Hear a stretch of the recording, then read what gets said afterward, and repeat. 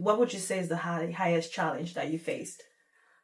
I think just creating relationships and navigating in a space where I really had no idea what I was doing when I first started. Mm-hmm. And I had dinner with I'm very close with my family and my parents. And I was like, well, how do we define a legislator in the state of Maryland? This is when I was not even working full time. So just to be clear on that, I really just wanted to understand, because before I advocate, or even when I was in advertising and comms, I had to fully understand what I was advertising before I could do it. Yeah. That's just kind of how my brain works. And the definition of a legislator is very different state by state. So the internet was no help, but it's just slang terminology for a delegate or a senator. Mm-hmm. So just the general knowledge and understanding what a lobbyist does, mm-hmm. I would absolutely say was the first initial challenge. And then just creating relationships and friendships that were genuine and not transactional. Mm-hmm.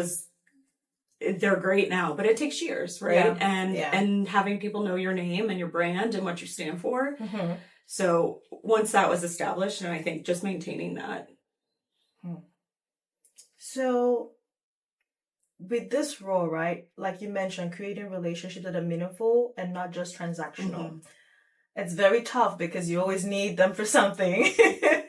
So how do you do that? You know, how did you make sure that regardless of the fact that you would need them, the relationship you had with them was still meaningful, especially if at the time, let's say you placed a request that they could not do it. Mm-hmm. And then you're like, but you're my friend.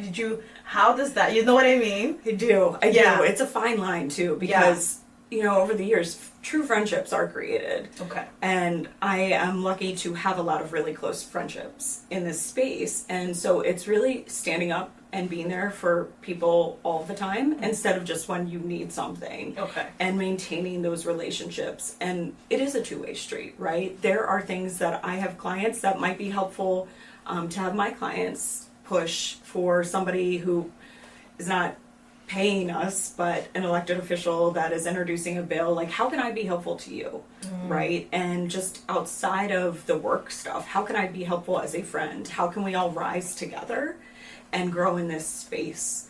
And that has always been important to me and will continue to be important to me. Nice. So it's not just taking, you're also giving back. You're also seeing how you can add value to their lives and their work.